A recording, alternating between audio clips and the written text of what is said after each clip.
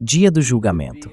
A gente pode estar bem perto de reconhecer, ou talvez revelar de vez, que existem limites para o poder dos Estados Unidos. Agora, não parece que esse seja o tema do dia, porque pelo menos alguns sinais vindos do Oriente Médio em relação à guerra entre os Estados Unidos e o Irã e a tentativa de chegar a um acordo negociado parecem positivos. E olha, alguns sinais animadores por aí, então vamos falar sobre isso. Mas, como o nosso convidado de hoje vai mostrar, há uma espécie de, talvez não só uma nuvem escura sobre tudo isso, mas problemas mais sérios por baixo da superfície, que a gente precisa entender. E claro, estamos falando do coronel Douglas Macgregor, analista de defesa e política externa, ex-assessor do secretário de defesa e veterano de combate altamente condecorado. Doug, como sempre, seja bem-vindo ao programa. É um prazer estar aqui, como sempre. Bom, vamos lá. Temos várias coisas para discutir. Algumas declarações do presidente Trump, do vice-presidente Vance e também comentários de vários oficiais iranianos, para tentar entender qual é o retrato do momento atual nas negociações.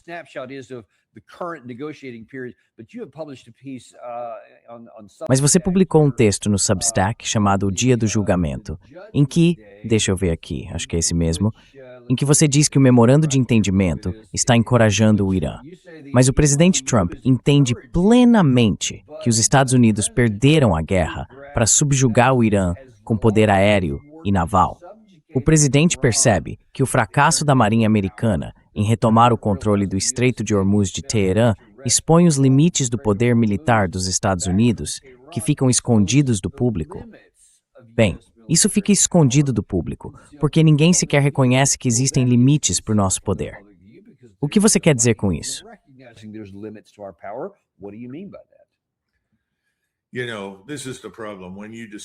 Sabe, esse é o problema. Quando você decide usar poder militar, sempre existe a chance de que isso não funcione. E é por isso que é preciso pensar com muito cuidado antes de usar esse tipo de força. Veja, foi exatamente isso que o Marechal Greshko tentou dizer ao Politburo antes de Brezhnev, Chernenko e os amigos deles tomarem a decisão de intervir no Afeganistão. Ele simplesmente disse: "Eu não acho que isso vai dar certo. E não importa quantas tropas sejam enviadas, é o instrumento errado. E os afegãos vão resistir. A gente não vai ganhar nada com isso, do ponto de vista estratégico." E ele estava certo.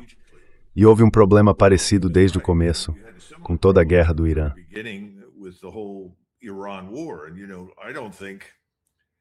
Olha, eu não acho que o presidente Trump alguma vez tenha realmente querido entrar em guerra com o Irã. Já disse isso antes. E é porque quando falei com ele em particular, isso foi lá em 2020, eu disse: "Senhor, acho que foi em abril de 2020. Eu disse: "Senhor, acho que os iranianos estão bem abertos à ideia de chegar a algum tipo de acordo, algum entendimento com o senhor." E ele respondeu: "Concordo com você." Disse que não via necessidade de uma guerra. Disse: "De jeito nenhum. Concordo totalmente com você. Acho que isso pode ser resolvido." E eu nunca vi da parte dele nenhum interesse em guerra.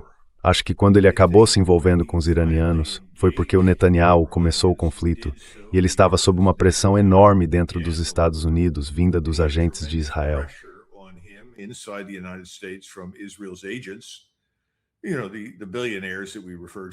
Sabe, os bilionários de quem a gente fala o tempo todo. Ele foi lá e fez. E claro, acho que ele se sentiu tranquilo com a falsa promessa de que aquilo seria fácil, que não seria um desafio, que tudo desmoronaria rápido. E olha, não era totalmente irracional acreditar nisso, se você ouve esse tipo de coisa dos israelenses. Porque a suposição é que eles conhecem bem aquela região. Quem saberia melhor do que ele, certo? Mas ao mesmo tempo, ele não recebeu nenhum conselho firme e confiante das pessoas mais próximas a ele. Alguém deveria ter se levantado na hora, de preferência o chefe do Estado-Maior Conjunto, e dito: "Senhor, não faça isso."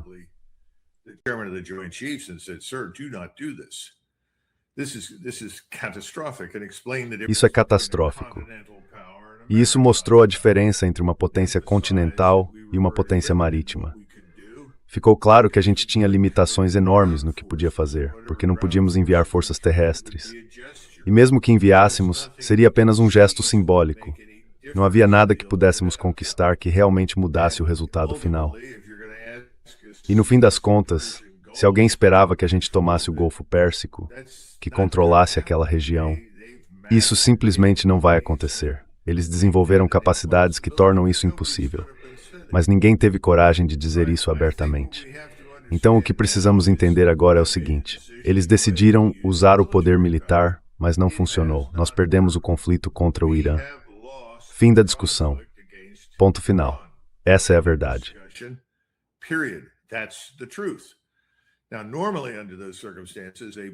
Normalmente, em uma situação dessas, uma pessoa inteligente, alguém esperto, que se sente envergonhado com tudo isso, como eu tenho certeza que nós estamos, diria: vamos sair daqui, vamos seguir em frente, ir para outro lugar, fazer outra coisa.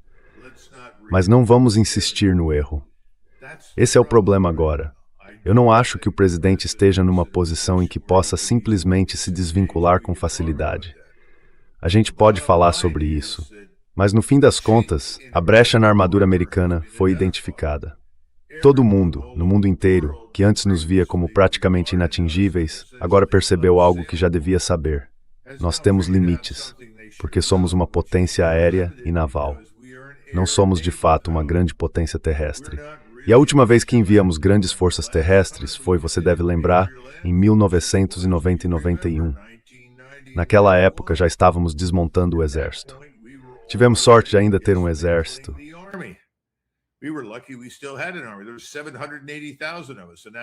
Éramos 780 mil. E desse total colocamos 300 mil em solo no Oriente Médio. Pois bem, esse tipo de capacidade já não existe mais. Acabou. E ao mesmo tempo estamos enfrentando um novo conjunto de capacidades que não existiam quando estávamos lá. Se tivéssemos estado sob ameaça, digamos em Al-Jubail, onde desembarcamos e descarregamos milhares de tanques, canhões e todo o resto, por mísseis balísticos táticos guiados com precisão ou por sistemas não tripulados, a gente nunca teria conseguido nem começar a operação. Então tudo mudou desde 1990 e 1991. E agora ele sabe o que nós não conseguimos fazer. Isso é algo que você realmente não quer revelar, a menos que seja absolutamente necessário. E é justamente isso que eu acho que o chefe do Estado-Maior Conjunto, os chefes em conjunto, junto com o assessor de segurança nacional e o vice-presidente, deveriam ter deixado bem claro para o presidente Trump.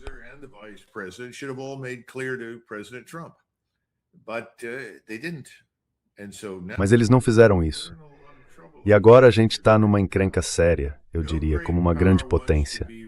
Nenhuma grande potência quer ser vista como fraca. E aí vem o mau hábito de, depois que é vista como fraca, dizer: precisamos provar que ainda somos os mais fortes. E é assim que você acaba se metendo em situações nas quais preferia não entrar. Foi o que aconteceu com os britânicos. Eles passaram vergonha na Guerra dos Boeres. Tiveram que mandar 250 mil soldados para conter 40 mil boeres. E no fim, acabaram entrando na Primeira Guerra Mundial. Uma catástrofe enorme que marcou o começo do fim do poder nacional britânico. Então estamos no caminho errado agora. A questão é, dá para sair dele? E isso significa que a gente precisa sair de lá.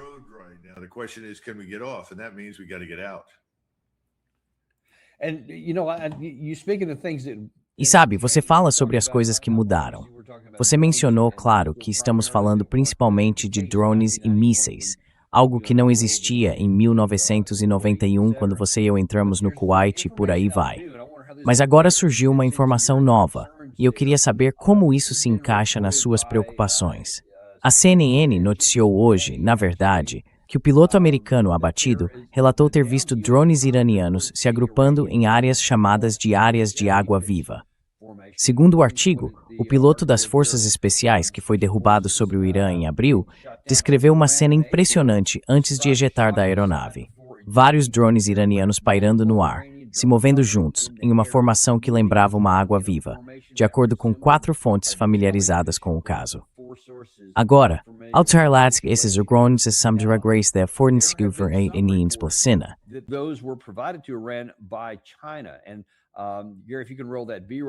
Gary, se você puder soltar aquele vídeo de apoio aí. A China tem divulgado recentemente muita coisa sobre o que os drones deles são projetados para fazer e como estão formando esses enxames de drones, tanto para defesa aérea quanto para ataques em massa no solo.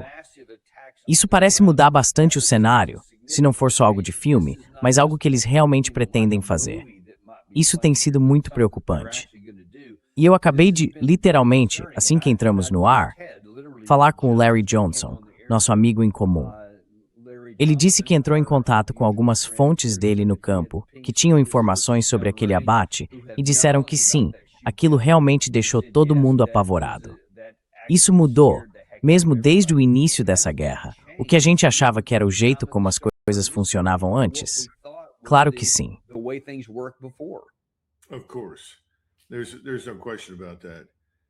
Não há dúvida quanto a isso.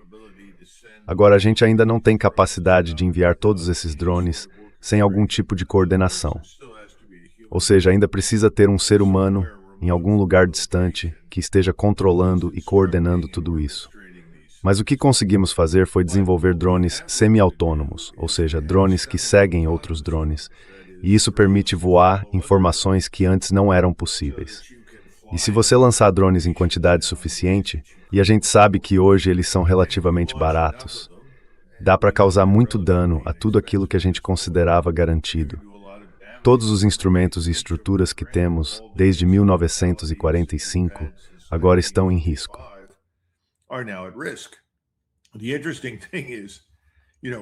O interessante é que, sabe, tem gente por aí de uniforme dizendo que o lugar mais seguro para estar é, veja só, sem nenhuma proteção blindada e sem poder de fogo real no terreno, como infantaria leve.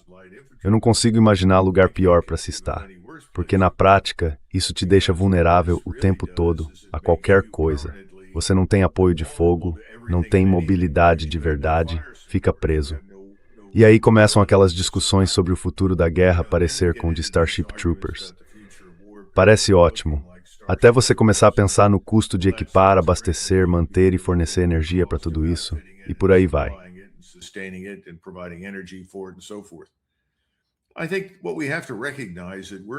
Eu acho que o que a gente precisa reconhecer é que estamos numa situação que não víamos de verdade desde a Primeira Guerra Mundial. Desde que as linhas de trincheira pararam no fronte ocidental, lá em 1914. E é basicamente isso que estamos vendo hoje. Tudo está mudando porque não dá para avançar com sucesso e enfrentar o inimigo de forma direta. De novo, a gente até devia ter previsto parte disso, porque já vimos sinais disso no leste da Ucrânia. Certo, Dan? Quer dizer, é algo totalmente novo. O que você está destacando é que, com o tempo, isso vira um problema ainda maior. E isso significa que é preciso criar contramedidas cada vez melhores. Vamos desenvolver essas contramedidas? Com certeza. E já dá para ver algumas que os russos criaram para lidar com os ucranianos.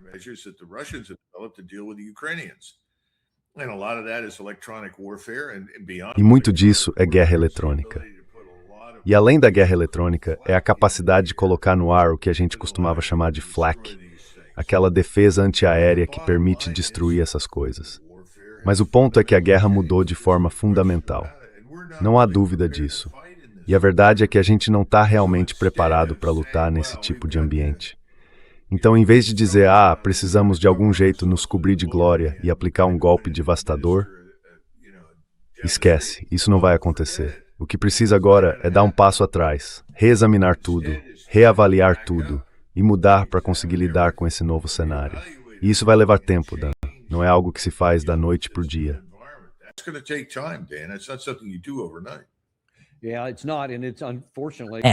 Não é mesmo. E infelizmente, bom, talvez não seja exatamente infelizmente, mas isso exigiria primeiro reconhecer que o dia do julgamento chegou, para que a gente pudesse começar a ter esse tipo de reflexão. E infelizmente, como você vai ver em alguns comentários de alguns dos nossos líderes, esse dia ainda não chegou. Pelo menos não foi reconhecido de forma consciente.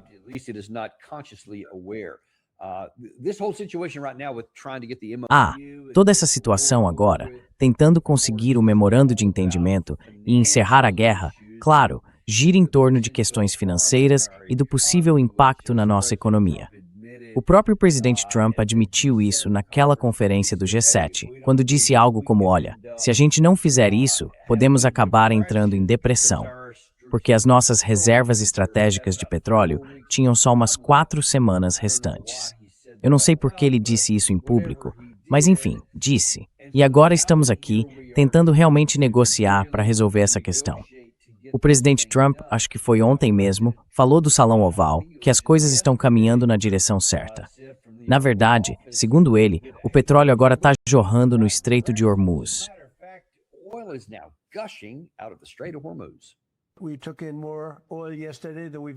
Ontem, a gente recebeu mais petróleo do que nunca passou pelo estreito. Você provavelmente viu isso. É um jorro de petróleo. O estreito está totalmente aberto, você sabe disso. E estamos negociando. Vamos ver como tudo isso vai se desenrolar. Mas temos duas coisas. O estreito está aberto e temos um país que nunca vai ter uma arma nuclear. Nunca, jamais vai ter uma arma nuclear.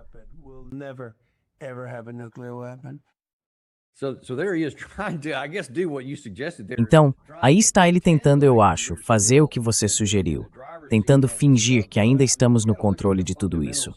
Mas olha, a gente precisa olhar para os fundamentos e para os fatos, porque isso aqui tem o quê? Cerca de 1 hora de atualização. É informação nova. O fluxo de Hormuz foi de 13,1 milhões de barris ontem, 5 milhões do Irã e 8 milhões do resto, o que leva a média de 7 dias para 8,1. Isso é menos da metade do que era antes, quando girava em torno de 20 milhões de barris por dia. Então essa ideia de que foi um estouro, um recorde, simplesmente não é verdade. É totalmente falso.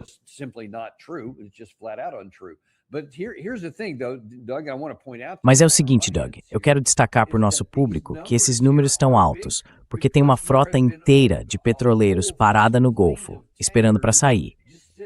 Agora eles estão conseguindo sair, mas quando forem embora, não vai ter outra frota de navios vazios chegando para ocupar o lugar deles. Então a gente vai ver um excesso de oferta, não enorme, mas maior, e depois isso vai cair de novo, porque todos esses países também precisam reativar suas instalações de produção de petróleo, que estão paradas desde mais ou menos um mês depois do início dessa guerra. Ou seja, ainda estamos bem longe de ter uma enxurrada de petróleo. Mas o que isso significa, na sua opinião?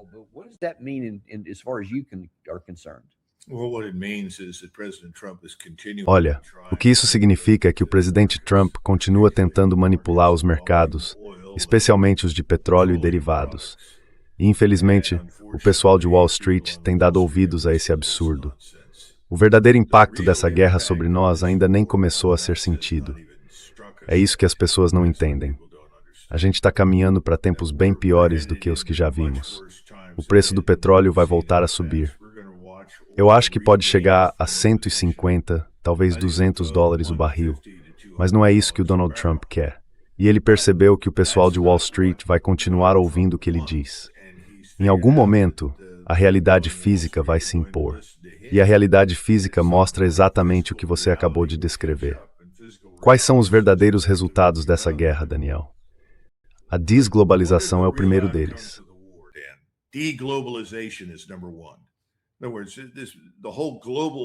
Em outras palavras, todo o esquema global da economia foi abalado e, para ser sincero, desmontado. A cadeia de suprimentos passou do modelo just in time para just in case. As pessoas vão começar a estocar tudo. Os pontos de estrangulamento viraram armas. Por exemplo, pouca gente sabe, mas os turcos acabaram de anunciar que vão cobrar 15% a mais de quem quiser passar pelo Bósforo. Isso significa mais inflação de alimentos e combustíveis, crescimento mais lento, a recessão virando depressão, e a gente já começa a ver fomes inevitáveis. Ninguém fala no contexto dos Estados Unidos sobre fertilizante. Mas o fertilizante que a gente não tem agora, e não tem há meses, impede o cultivo de lavouras que simplesmente não crescem. E quando essas lavouras não crescem, o que isso significa daqui a 6 meses? Significa fome. Significa problemas sérios no mundo todo.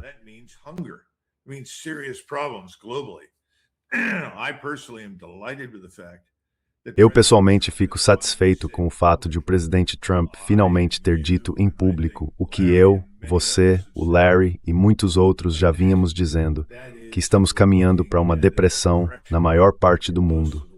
E em vez de apenas uma recessão muito séria aqui, isso pode facilmente virar uma depressão. A gente nem começou a falar sobre todos os problemas nos mercados de títulos e sabe os truques que o Bezant e outros vêm usando para manter tudo de pé. Mas isso tudo vai desmoronar. É só uma questão de tempo até a nossa moeda ser completamente desvalorizada e destruída. Tudo isso já está em andamento. Ele tenta mostrar um rosto otimista, ou, como eu costumava dizer no exército, estamos tentando colocar um sorriso num rato morto. E não existe uma solução política fácil para isso.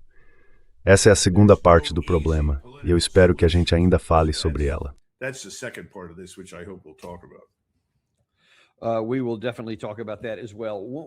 A gente vai falar sobre isso também, com certeza. Outra coisa que eu quero comentar, que foi mencionada no que o vice-presidente Vance disse ontem, de novo tentando passar essa ideia de que a gente controla tudo, é a questão dos fundos congelados. Primeiro, o próprio presidente Trump se colocou numa situação difícil, porque passou anos demonizando o presidente Obama por, entre aspas, entregar aviões cheios de dinheiro para o Irã e tudo mais. Na verdade, eram ativos iranianos que tinham sido descongelados naquela época, lá em 2015. Pois bem, é exatamente essa mesma categoria de recursos que o lado iraniano disse que precisava ser liberada logo de início.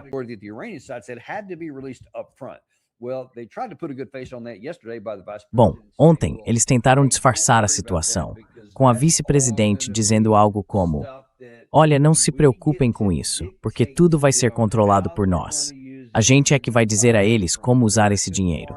E eles vão comprar apenas de fazendeiros americanos, para uso próprio e por aí vai." Mas hoje, o porta-voz do Ministério das Relações Exteriores, Bagai, comentou o assunto e disse algo como: "Achamos curioso que o objetivo da guerra, que foi anunciado como a destruição da civilização iraniana, tenha se reduzido a enriquecer fazendeiros americanos." E ele ainda afirmou que os fundos iranianos congelados estão acessíveis, para que o Irã possa usá-los livremente, conforme precisar. Ninguém vai dizer a eles como usar esse dinheiro. O que você acha dessa diferença de versões? E quem é que vai acabar provando estar certo?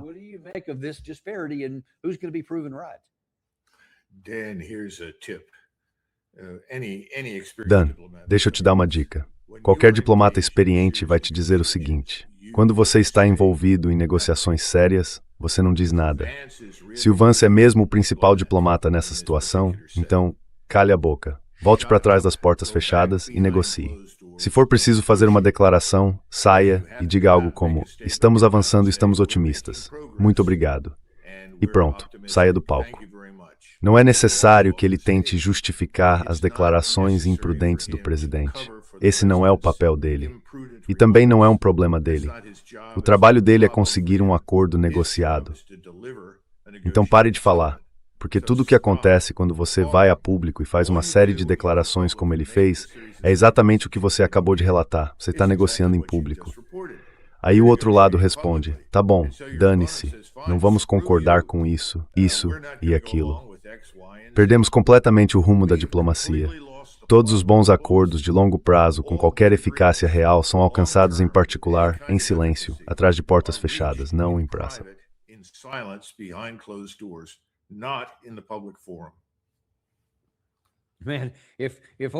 Cara, se ao menos o vice-presidente Vance tivesse recebido esse conselho ontem, porque teve outra coisa bem dolorosa que ele disse e que também já foi desmentida, e é sobre a questão nuclear, especialmente sobre os inspetores em campo.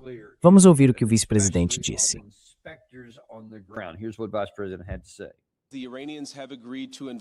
Os iranianos concordaram em convidar os inspetores da Agência Internacional de Energia Atômica de volta ao país. Isso é um marco importante para o povo americano e o primeiro passo para encerrar de forma permanente o programa de armas nucleares do Irã. E é exatamente isso que a gente queria fazer. É exatamente o que pedimos que acontecesse. Também tivemos muito progresso em outras negociações sobre energia nuclear.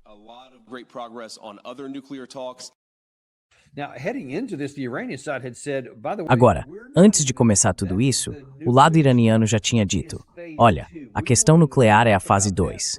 A gente nem vai falar sobre isso por enquanto." Eles disseram que primeiro precisavam resolver, acho que eram 5 parágrafos, com questões iniciais. Disseram que era isso que iam negociar. Depois de 18 horas de conversas, mais ou menos na mesma hora em que o vice-presidente fazia aquela declaração, nós tivemos, acho que foi o Irã, um dos porta-vozes do Ministério das Relações Exteriores, dizendo algo como: "Olha, Nós dois apresentamos nossas posições sobre a negociação, quer dizer, sobre a questão das armas nucleares, mas nada foi discutido. A gente nem vai negociar isso agora, só mais pra frente. E aí, depois que o vice-presidente Vance falou aquilo, o porta-voz do Ministério das Relações Exteriores, Baghetti, disse o seguinte: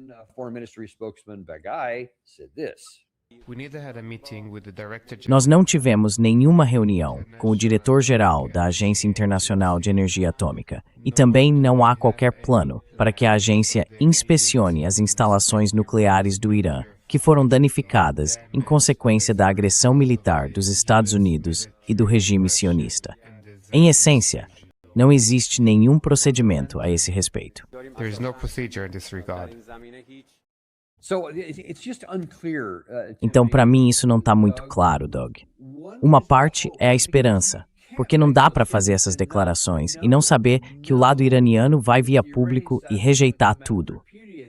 Se isso não acontecer, a gente acaba parecendo ainda mais fraco. E se os inspetores não forem, como você mencionou, e se eles não usarem o dinheiro do jeito que a gente afirma, aí ficamos com uma imagem ainda pior.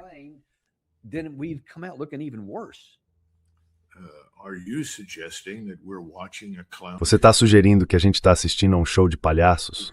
Porque, sinceramente, é isso que eu acho que estamos vendo. É amadorismo, no pior sentido da palavra. Ninguém em sã consciência, mais uma vez, que realmente queira uma negociação bem-sucedida sobre qualquer um desses temas, vai discutir isso em público antes que as questões estejam resolvidas. E se eu fosse iraniano, teria feito exatamente o que aquele porta-voz fez. Diria, olha, a gente não concordou com nada do que vocês estão falando. Se isso continuar, e eu acho que vai continuar, porque não vejo nenhum sinal de que a gente aprenda com o passado, nem de que respeite experiência, entendimento, inteligência, muito menos nossos adversários, eu não vejo nada de bom saindo disso. Não vejo nada surgindo dessas conversas, absolutamente nada, nenhuma solução política. E toda vez que o Vance abre a boca, ou o presidente abre a boca, eles tornam ainda menos provável que saia algo de valor dessas negociações.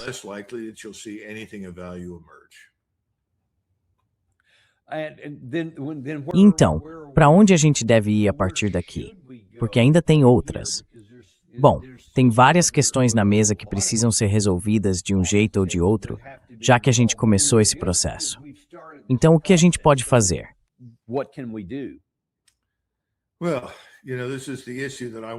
Olha, esse é exatamente o ponto que eu quis abordar no meu artigo no Substack sobre o dia do julgamento da guerra de Trump. Não existe uma solução política para tirar a gente desse atoleiro, mas existe uma solução militar, só uma, e é a retirada. Agora, por que faríamos isso?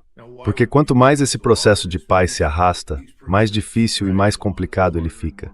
A confiança entre o Irã e os Estados Unidos desabou, e isso vai levar anos, talvez décadas, para ser reconstruído.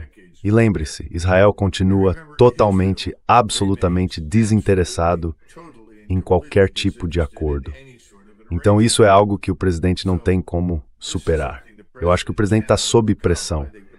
Por qual motivo exatamente, eu não sei dizer, mas é muito claro que está sob pressão.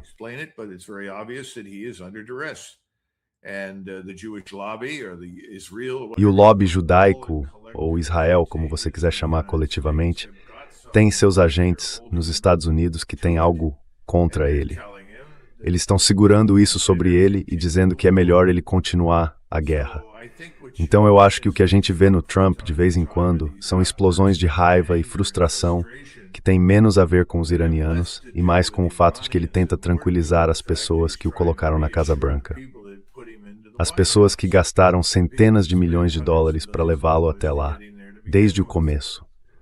Mas, ao mesmo tempo, ele ainda tenta apresentar alguma coisa que possa chamar de sucesso. Eu não acho que isso vai acontecer.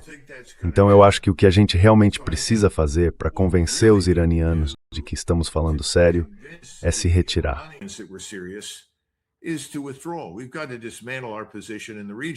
A gente precisa desmontar a nossa posição na região. Olha, podemos dizer o que quisermos para os iranianos, mas, a menos que eles vejam a gente sair de lá, uma retirada que realmente consiga neutralizar a inevitável bomba israelense que está pronta para explodir, o presidente precisa agir. Primeiro, ele tem que declarar que vamos nos retirar, rejeitar essa dependência excessiva do poder aéreo e naval para o futuro e desengajar as forças americanas de acordo com isso. Também precisamos cancelar os contratos de defesa para reconstruir bases na região. Isso não está acontecendo agora. Tem muita gente esperando ganhar muito dinheiro com a reconstrução dessas bases. E mais, precisamos tirar o chefe do Estado-Maior Conjunto. Precisamos tirar o secretário da Guerra.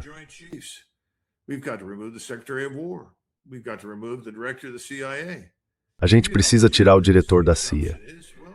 Se isso não for feito, a impressão que fica é que nada vai mudar, porque são essas pessoas que estão conduzindo e moldando a política.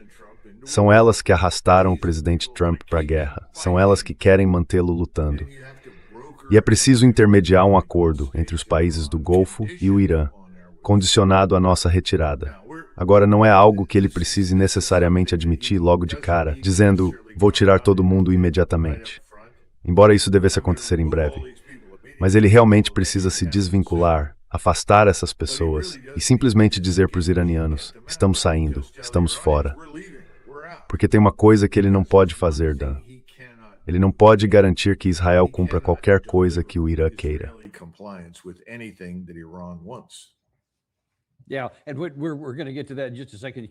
E a gente vai chegar nesse ponto em um segundo, porque isso é um problema muito maior do que muita gente imagina. Bem maior mesmo. Mas olha, deixa eu te dizer, o maior obstáculo para isso que você acabou de descrever é o próprio presidente Trump. Foi isso que ele postou no Truth Social há poucas horas. E ele entra nesse assunto todo, e apesar das negações e das declarações falsas dizendo o contrário, junto com aquela batida constante de notícias falsas, o Irã, para tentar fazer a vitória dos Estados Unidos parecer o menor e mais insignificante possível, concordou total e completamente com os mais altos níveis de inspeção nuclear no futuro, níveis infinitos, como ele disse.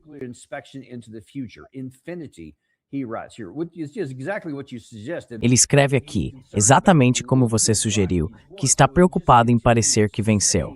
Então ele continua dizendo essas coisas que não são verdadeiras. E depois vai ainda mais longe. Ele disse, concordei em permitir que o bloqueio do Estreito de Hormuz seja suspenso, e não há necessidade de manter outro bloqueio.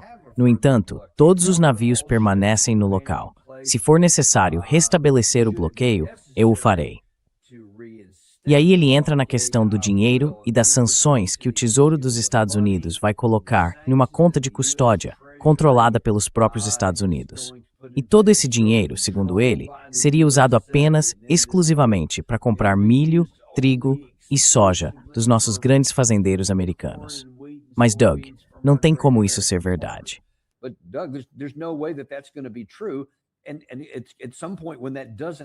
E em algum momento, quando isso não acontecer, apesar do que até os iranianos disseram aqui, se eles nunca concordarem com isso, obviamente isso não vai ser verdade.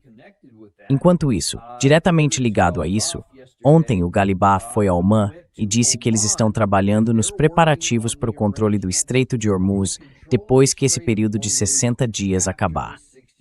Lembra que o presidente Trump, lá no Truth Social, disse que não haveria cobrança de taxas por 60 dias e também não haveria cobrança depois desses 60 dias.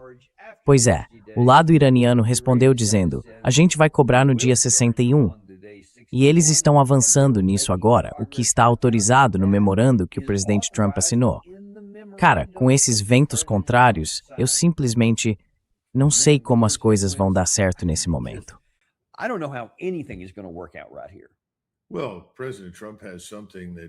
Olha, o presidente Trump tem algo que nenhum dos seus oponentes tem, o povo americano. E em números esmagadores, o povo está totalmente contra a guerra. A quantidade de pessoas que se opõem a essa guerra chegou a um nível que não víamos desde o Vietnã. Na verdade, essa guerra agora tem ainda menos apoio do que a guerra do Vietnã teve no final. Pare e pense nisso. Então, o que está segurando o presidente? Sabe, o Abraham Lincoln disse algo que as pessoas não entenderam até ele colocar em prática durante a Guerra Civil. Ele disse, com o apoio do público, tudo é possível. Sem o apoio do público, nada é possível. Pois bem, neste momento, todas essas pessoas, seja o Lindsey Graham, o Tom Cotton, o Chuck Schumer, ou qualquer outro lá no Congresso, estão, sabe, pegando seus cheques da AIPAC e dizendo, vai lá, Bombardei eles até a Idade da Pedra.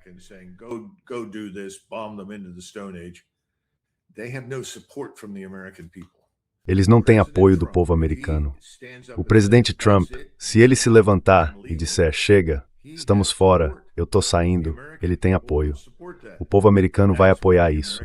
É isso que o povo americano quer. Então eu não entendo qual é o problema do presidente Trump. E como a gente comentou no começo, quanto mais tempo ele ficar, maior a chance de acontecer outra coisa, de sermos arrastados de volta para essa situação perdida pelos israelenses e acabarmos perdendo mais e parecendo ainda mais fracos e incapazes. Já passou da hora de sair, de parar com essa bobagem. Se você olhar para a declaração dele, que você acabou de ler, dá para ver que ele está discutindo consigo mesmo naquele parágrafo, e ele perde a discussão. Ele diz, não vou tirar nenhum navio até conseguir isso e aquilo. Mas eu acho que agora é o momento de agir.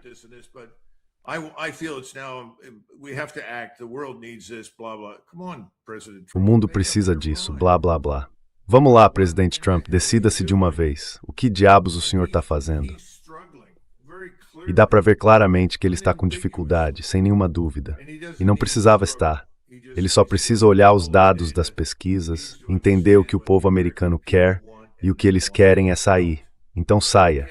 O resto do mundo quer que isso acabe, porque a vida de muita gente, em muitos lugares, depende disso. Quanto mais ele demora, pior vai ser a depressão que agora parece quase inevitável. E, infelizmente, o pessoal de Wall Street está fora da realidade. Mas eles vão aprender, em poucas semanas, especialmente quando ficar claro que a reserva estratégica de petróleo está praticamente esgotada. E isso vai ser verdade na maioria dos países de que estamos falando, com exceção de um número bem pequeno.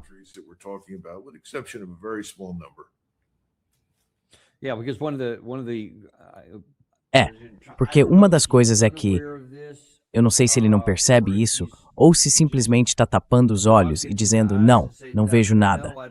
Não sei. Mas a questão da reserva estratégica de petróleo era real e legítima. Agora, esse comentário dele, de que o petróleo deles está jorrando, eu não sei se ele não entende que isso é só por causa dos navios que estavam parados lá e agora estão tentando sair, embora em número bem menor. Mas vai levar muito tempo até que esse petróleo realmente chegue, se tudo continuar aberto.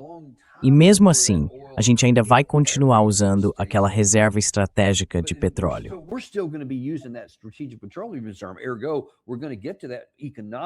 Então, a gente vai acabar chegando nesse ponto econômico e financeiro que você acabou de descrever, mesmo que a coisa continue aberta.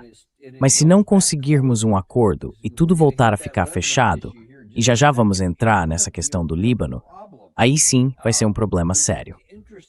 Mas é interessante. E tem mais um obstáculo que pesa contra o presidente Trump fazer exatamente o que você sugeriu. Vem do círculo mais próximo de alguns dos seus amigos que adoram guerra, incluindo o Soo-Yim Boy, ex-assessor de segurança nacional, isso é também ambizinho.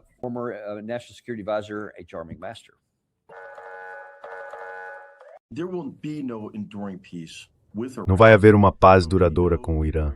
Não vai haver uma paz duradoura na região enquanto existirem esses grupos aliados. E o povo iraniano não vai estar seguro até que haja uma mudança fundamental na natureza do governo iraniano. Uma mudança que leve o regime a rejeitar esse tipo de ideologia revolucionária.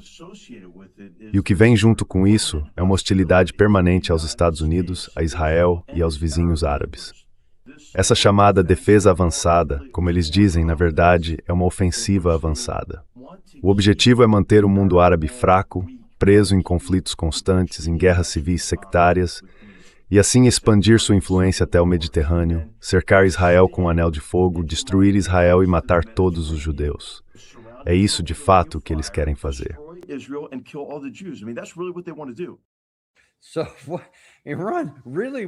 Então, o Irã realmente quer destruir Israel e matar todos os judeus, mesmo tendo judeus que vivem lá. Na verdade, alguns até fazem parte do parlamento iraniano. Eu não sei por que ainda não foram mortos, mas é essa hostilidade permanente.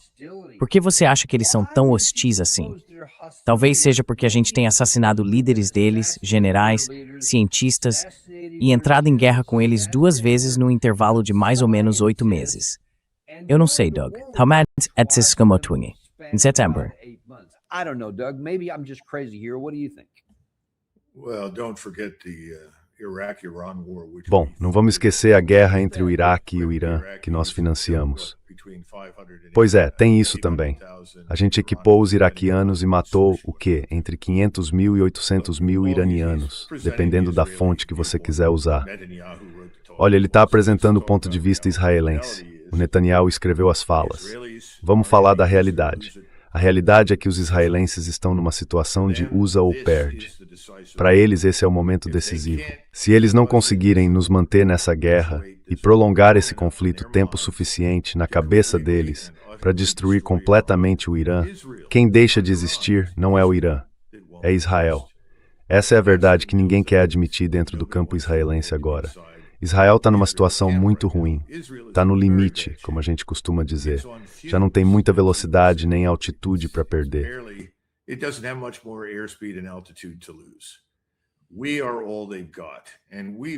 Nós somos tudo o que eles têm. E nós, desde o começo, temos agido como um braço das Forças Armadas de Israel. Não é por acaso que todos os comandantes do CENTCOM correm para, prestar homenagem ao Sr. Netanyahu e receber suas instruções. Isso já vem acontecendo há um bom tempo. Acontecia há anos, mas só agora está ficando dolorosamente óbvio. Se eles não conseguirem manter as Forças Armadas dos Estados Unidos envolvidas, Israel pode acabar ruindo. Porque Israel não é um país robusto. Israel perdeu muita gente. As pessoas ao redor já estão de saco cheio de Israel, e ele talvez nem perceba isso. Não perca tempo conversando com os chamados elites dos Emirados e desses outros países, que são basicamente instalações de petróleo com bandeiras.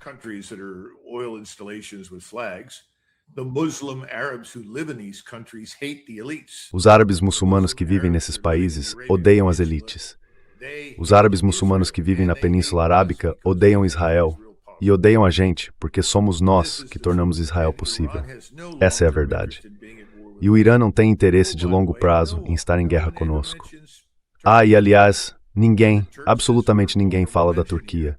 E os turcos merecem ser mencionados aqui porque o ódio lá está fervendo. O ódio a Israel e a raiva contra nós. E isso não é algo novo, mas chegou ao ponto mais alto de todos os tempos. Há um medo real de que se a gente sair, Israel vai ficar totalmente sozinho. E não vai demorar muito até que os egípcios, os turcos e o resto dos árabes cerquem o país. Ninguém quer voltar ao antigo status quo.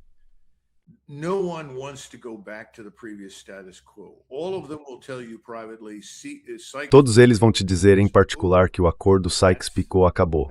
Esse é basicamente o novo lema no mundo árabe. O acordo Sykes-Picot acabou. Não vai dar em nada. Você não vai conseguir que os libaneses se curvem e fiquem subjugados a Israel. Isso não vai acontecer. Então o ponto agora é bem simples. Os israelenses vão fazer tudo o que puderem para evitar qualquer tipo de acordo. Eles veem qualquer acordo como uma ameaça existencial a Israel.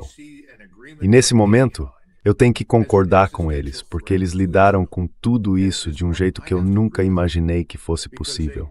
Para um grupo de pessoas que supostamente é inteligente, eles foram muito, muito tolos. Se colocaram numa situação da qual não conseguem sair. Então a verdadeira questão não é o que ele apontou, que seria, precisamos ficar lá para evitar que os judeus sejam mortos.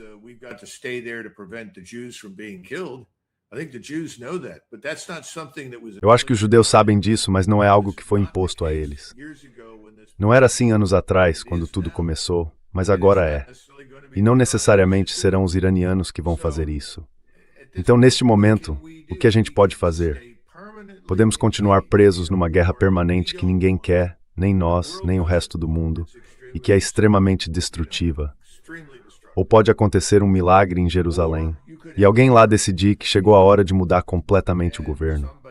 Dizer, precisamos de uma política externa e de defesa totalmente diferente. Todo mundo que está aí agora fora, vamos começar do zero. Mas eu não acho que isso vai acontecer. Assim como você mencionou, se a gente ouvir o Donald Trump, será que ele vai realmente afastar os conselheiros militares e políticos mais próximos dele, que ajudaram a criar esse desastre? Eu acho que não. Mas é exatamente o que o presidente Hearst.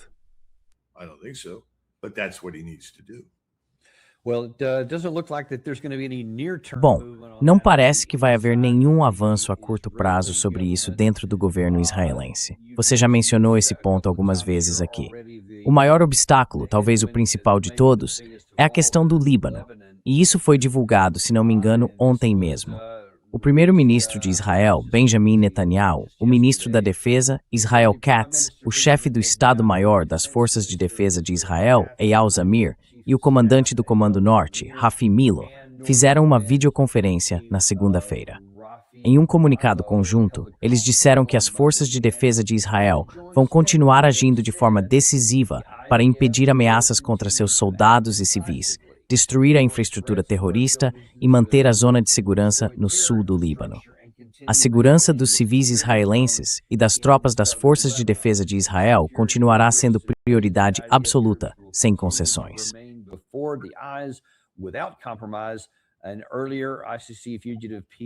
Um ex-primeiro-ministro procurado pelo Tribunal Penal Internacional, é disso que o Dropside estava falando.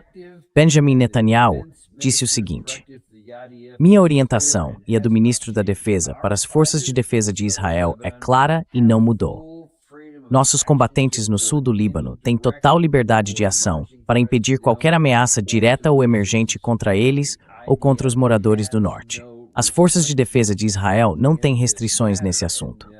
Alguns de vocês podem discordar, mas na minha opinião, essa mensagem não foi escrita para o povo de Israel, e sim para o Salão Oval e para o presidente Trump. Não há restrições. O que você acha disso? Bem, eu acho que a gente precisa se desvincular dessa guerra com o Irã e deixar claro que não apoiamos o assassinato em massa nem a exterminação das pessoas que vivem no Líbano. Porque, na prática, é isso que esse texto está dizendo.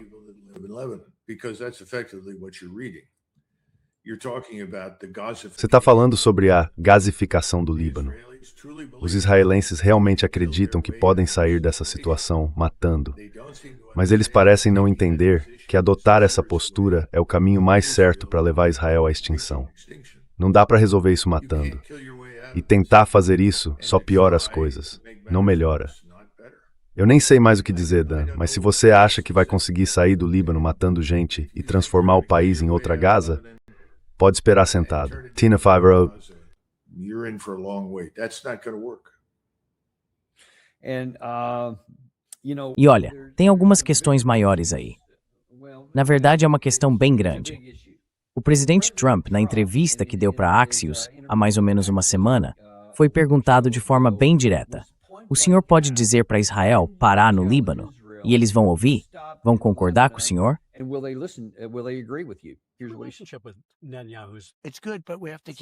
É uma relação com Netanyahu. É boa, mas a gente precisa segurá-lo um pouco. Você vai conseguir impedir que Israel ataque o Líbano? Sim, vou conseguir. Eles têm muito respeito por mim e fazem o que eu digo.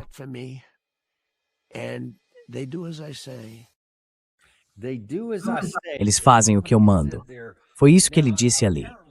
Agora, ao que parece, esse memorando e esse trecho de áudio não chegaram até Itamar Ben-Gvir, que falou o seguinte sobre esse assunto. Eu acho que, com todo o respeito ao Trump, ele não fez isso aqui. Ele fez isso com o Benjamin Netanyahu. O primeiro-ministro de Israel é um líder independente. Israel não é mais uma estrela na bandeira americana. E o primeiro-ministro precisa tomar as decisões. Isso depende muito do Bibi. Ele precisa tomar decisões que agradem ao Trump, mas que também funcionem para os nossos soldados, para os moradores de Metula, para os moradores de Kiryat Shmona. Não Mosfeptest começar a agir seguindo as ordens de um amigo.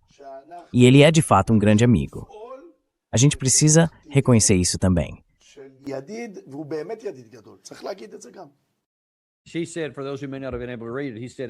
Ela disse para quem talvez não tenha conseguido ler, que ele falou algo como: olha, a gente gosta do presidente Trump, mas vamos agir do nosso jeito, e não vamos deixar que ele nos diga o que fazer. Então eles vão continuar seguindo o próprio caminho. E o que isso te diz, Doug? Quando a gente olha para tudo isso junto, as alegações que estamos fazendo, que os iranianos teriam concordado, os iranianos dizendo não concordamos, o Trump dizendo que mandou Israel fazer tal coisa e Israel respondendo, tá bom, mas a gente vai fazer o que quiser. Para mim, parece que o presidente Trump está ficando cada vez mais irrelevante, até mesmo entre as pessoas a quem ele costumava dar ordens. Among the people he used to be able to tell things to.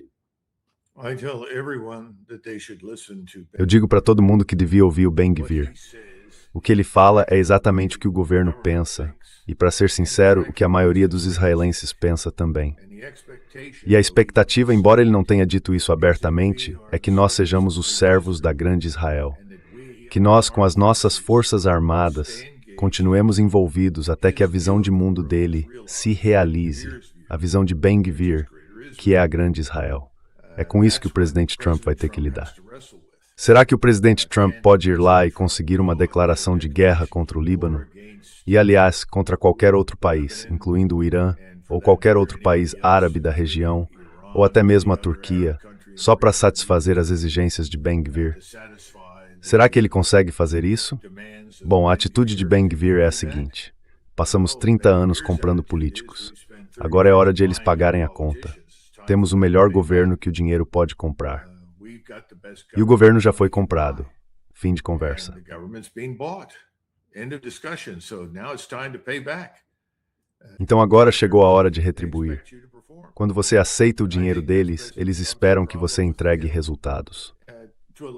Acho que esse é o problema do presidente Trump com o Congresso, em menor grau por motivos pessoais também, mas ele está sob pressão. As pessoas envolvidas aqui, Dan, que não estão sob pressão, são chamadas de americanos. Nós não estamos sob pressão. E estamos, acima de tudo, preocupados com os interesses do povo americano. Seus interesses estratégicos, seus interesses de segurança. E eles não veem o assassinato em massa ou o extermínio de pessoas que vivem em Gaza, no Líbano, no Irã ou em qualquer outro lugar como algo ligado à nossa segurança nacional. Isso não faz sentido para a gente. Agora, o presidente Trump precisa decidir de que lado ele realmente está. Ele vai ser o presidente dos Estados Unidos ou vai ser o principal representante diante do povo americano, do poder israelense e judaico internacional? Essa é a questão. That's the question. E sabe, Doug, já saíram algumas pesquisas públicas, mas eu também tenho uma boa fonte dizendo que a Casa Branca faz suas próprias pesquisas internas, que não são divulgadas. E essas pesquisas já mostravam há várias semanas, basicamente o que você acabou de dizer, que a população americana em geral, até mesmo parte do pessoal do chamado MAGAverso, começou a dizer: olha, isso é um desastre. Essa guerra é um desastre. A gente devia sair disso e parar de ceder automaticamente a Israel.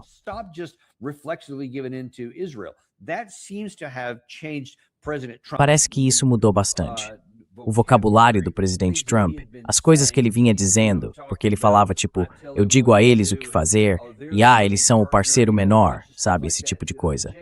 O J.D. Vance tem rodado por aí, participando de vários podcasts e entrevistas, repetindo muito desse mesmo discurso, dizendo, por exemplo, eles são só um país comum, não tem nada de especial. Mas até agora, não houve nenhuma ação concreta. Você acha que eles vão conseguir, percebendo essa mudança que você acabou de mencionar, que o governo, ou seja, o Trump, vai realmente agir para dar força a esse discurso? Ou acha que isso vai continuar só na retórica e que os israelenses vão seguir fazendo o que quiserem com o nosso material?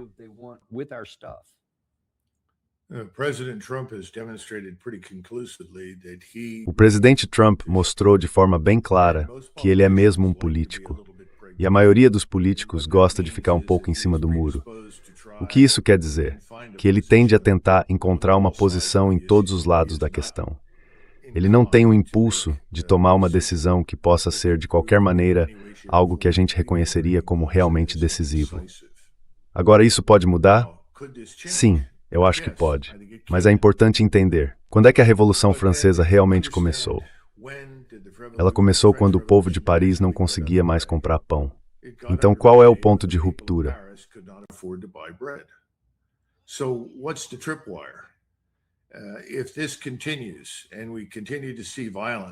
Se isso continuar, se a violência continuar, se o petróleo continuar vazando, e se a gente continuar vendo falta de ureia, de ácido sulfúrico, de alumínio e de uma série de minerais críticos, todos vindos do Golfo Pérsico, a gente vai começar a ver países enfrentando fome.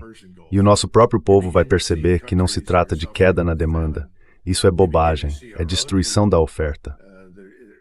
O que aconteceu com as cadeias de suprimento? Onde estão as coisas que normalmente estão nas prateleiras? Quando esse tipo de situação começa a acontecer, a pressão fica insustentável. Agora, eu preferia que o presidente não esperasse até lá. Acho que seria melhor ele agir com firmeza agora e dizer: chega, estamos fora.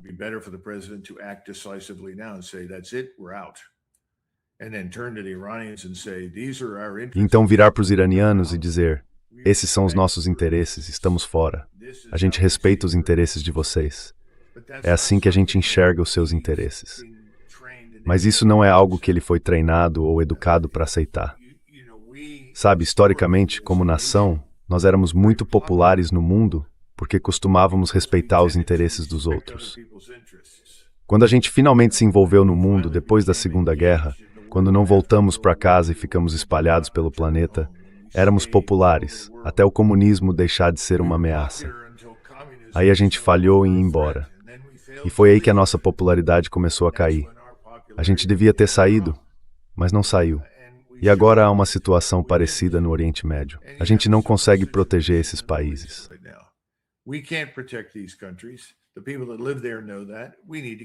As pessoas que vivem lá sabem que a gente precisa sair e que elas precisam se entender com os vizinhos. Você e eu já tivemos essas conversas antes sobre a Rússia. Os lituanos, letões e estonianos adorariam fazer com a gente o que os israelenses fizeram e nos arrastar para uma guerra que não precisamos travar contra a Rússia. A gente não vai fazer isso. Mas deveríamos ser um pouco mais diretos com as pessoas e dizer: olha, vocês moram aí, nós não. Se entendam com seus vizinhos. Não esperem que a gente bata nos seus vizinhos para colocá-los na linha. Infelizmente, neste momento estamos batendo em todo mundo para satisfazer Israel. E isso não está funcionando. É uma catástrofe para nós e para o mundo. Eu acho que o presidente Trump sabe disso, mas ele está sob pressão. Ele não pode simplesmente puxar o plug.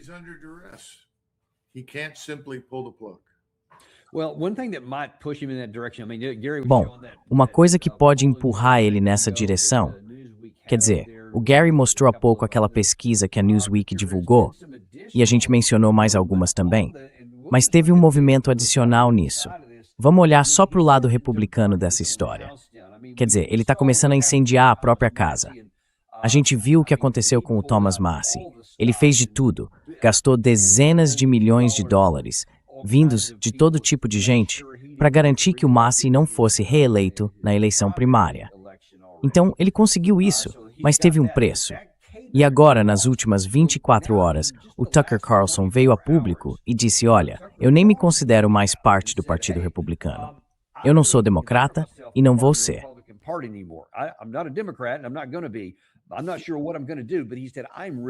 Eu não tenho certeza do que vou fazer. Mas ele disse: eu sou totalmente contra isso. E pelo visto, ele não é o único. A Marjorie Taylor Greene postou algo sobre isso, acho que foi ontem à tarde. O Tucker não é o único que não está apoiando o Partido Republicano. Tem muita gente, segundo ela, que está completamente de saco cheio e não vai apoiar um partido que traz seus eleitores e o próprio país. Mas isso não quer dizer que a gente vai virar democrata também.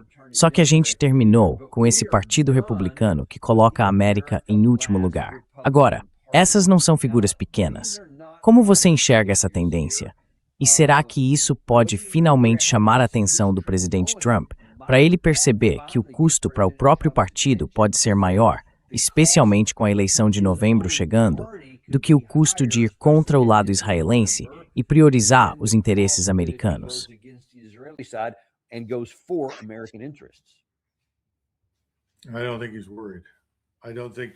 Eu não acho que ele esteja preocupado. Não acho que isso seja o que mais ocupa a cabeça dele. Acho que ele está preocupado com outras coisas. Acho que ele está muito preocupado com as obrigações que tem com o lobby judaico e, por consequência, com o Estado de Israel e também com as pessoas que o apoiaram na eleição, os bilionários. Então, não acho que isso vá significar muita coisa para ele agora. Para nós, o resto, eu acho que não é só sobre os republicanos. Os democratas foram tão longe para a esquerda, apoiando tudo que é anti-americano, que há muitos democratas que não querem mais ter nada a ver com o Partido Democrata. E você já mostrou o que está acontecendo com os republicanos.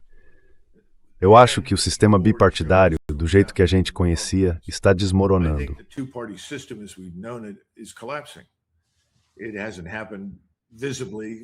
Isso ainda não aconteceu de forma visível, mas a gente vai começar a ver cada vez mais evidências disso nos próximos meses e anos.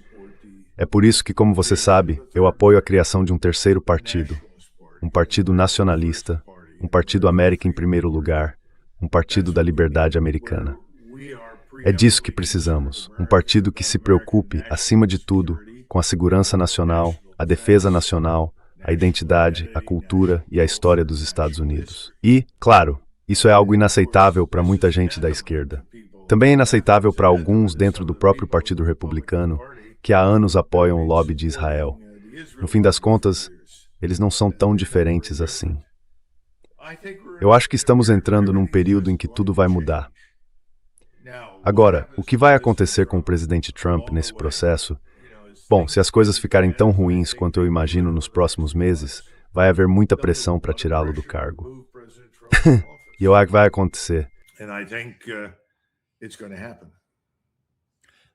Essa é uma afirmação bem ousada. Como isso poderia acontecer? Quero dizer, como seria isso na prática? Olha, eu não acho que isso vai acontecer por causa do gabinete. Deveria acontecer. É aí que o vice-presidente deveria entrar, o cara que chega e diz, olha, você já causou dano demais até aqui. Dano ao país, dano ao mundo. A gente não aguenta mais prejuízo. Então agora você tem uma escolha. Ou você coopera, fica quieto e ajuda a gente a sair dessa guerra, ou eu vou te tirar do cargo. E isso significa que a maioria das pessoas do gabinete vota pela remoção dele. Existe uma emenda que dá esse poder, mas, sinceramente, eu não vejo isso acontecendo, Dan. Você acha? Não, porque o presidente Trump fez questão de colocar as pessoas mais leais em todos esses cargos. Então teria que ser algo muito grave para eles mudarem de lado. Embora eu ache que isso já passa um pouco pela cabeça deles agora, o que antes não acontecia.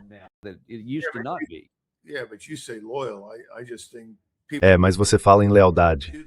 Eu só acho que pessoas que têm uma falta aguda de coragem, essas pessoas não são leais. São pessoas movidas pelo medo. Tudo bem. E que vendem seus princípios para chegar onde estão. E, aliás, foi exatamente isso que fizeram para chegar lá. Então, eu não acho que esse seja o problema. É mais provável que isso aconteça por causa de um processo de impeachment. E isso pode ficar bem feio, mas pode acontecer antes do que a gente imagina. Pode se arrastar para o ano que vem, e aí aconteceria com o próximo Congresso.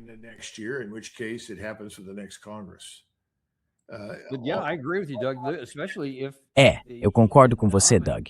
Principalmente se a situação econômica começar a desabar e der para traçar uma linha direta até a guerra que a gente começou aqui. Quer dizer, mesmo os republicanos, por mais que queiram fazer outra coisa, falando de membros do Congresso e do Senado, eu acho que eles não conseguiriam votar contra um processo de impeachment, se for isso que o povo americano passar a acreditar. Exatamente. E eu acho que isso é algo que nem você, nem eu conseguimos prever com total certeza. Que esses stats. Mas eu acho que essa é a variável crítica. E é interessante que o presidente Trump finalmente tenha admitido isso publicamente. Quer dizer, eu venho dizendo há semanas, a gente corre o risco de uma depressão global, a menos que consiga conter essas tendências agora. E ele finalmente disse isso, lá em Versalhes. Depressão global. Graças a Deus, né? Pois então, senhor presidente, o senhor entendeu. Desengaje. Saia. Existe uma solução militar. Chama-se desengajar e sair.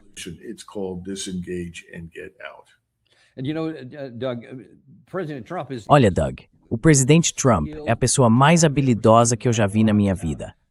Isso nem sempre é algo bom, mas ele realmente tem essa habilidade. Ele consegue mudar completamente de posição, virar 180 graus e ainda convencer os apoiadores de que sempre foi uma boa ideia. É o único cara que pode dizer, sim, eu sei que estávamos lutando essa guerra, eu disse tudo aquilo, Mas agora é isso que precisamos fazer, e é o que eu vou fazer pelo bem do nosso país. E eu acho que ele conseguiria manter uma parte significativa desses apoiadores com ele, em vez de seguir por esse caminho, fingindo que essas pressões não existem, e acabar perdendo todos.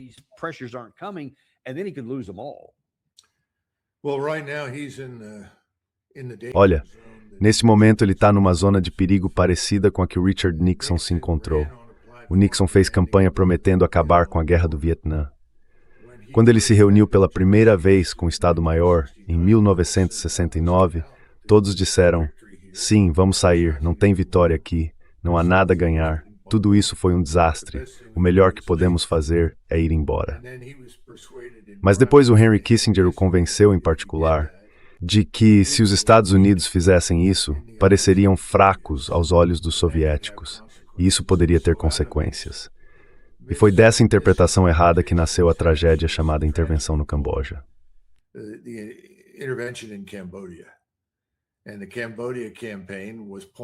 E a campanha no Camboja foi inútil.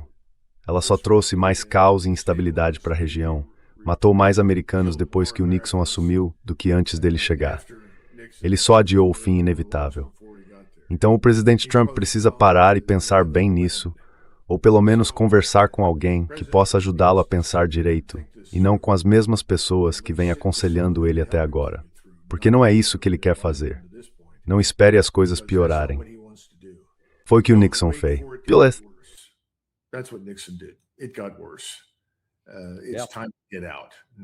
Chegou a hora de sair agora. Não tem conselho melhor do que esse. E eu espero que ele preste atenção. Mas, como sempre, a gente agradece por você trazer esse tipo de orientação, porque sabemos que existe um caminho de saída. Então, se as coisas acabarem seguindo por esse caminho, vamos saber que não era inevitável. A gente poderia ter mudado o rumo se tivesse agido a tempo. Muito obrigado por isso, Doug. A gente agradece. Certo, obrigado, Daniel. E só para lembrar vocês, se quiserem ver o artigo completo sobre o dia do julgamento, é só entrar no Substack do Doug, em mcgregorwarrior.substack.com. Lá vocês podem ler todo o conteúdo dele. Assinem, vale a pena. Obrigado. Certo, e a gente se vê em breve. Vamos receber o Ian Proud, ex-embaixador britânico, porque tem muita coisa acontecendo, aliás, na Rússia e na guerra por lá. A gente tem focado bastante nesse tema, mas surgiram alguns desdobramentos, até nas últimas 12 horas, que vocês precisam saber, porque essa guerra pode realmente se expandir. E a gente precisa ter cuidado para evitar o pior cenário. Então fiquem ligados com o Ian Proud hoje à tarde às 2h30. A gente se vê lá, no Daniel Davis Deep Dive. Ah, e só para deixar claro, eu não tô aqui para convencer ninguém a comprar ouro ou dizer como investir na bolsa. Mas tem uma forma de vocês ajudarem a gente. Se inscrevam, curtam o vídeo e compartilhem com alguém que gostam.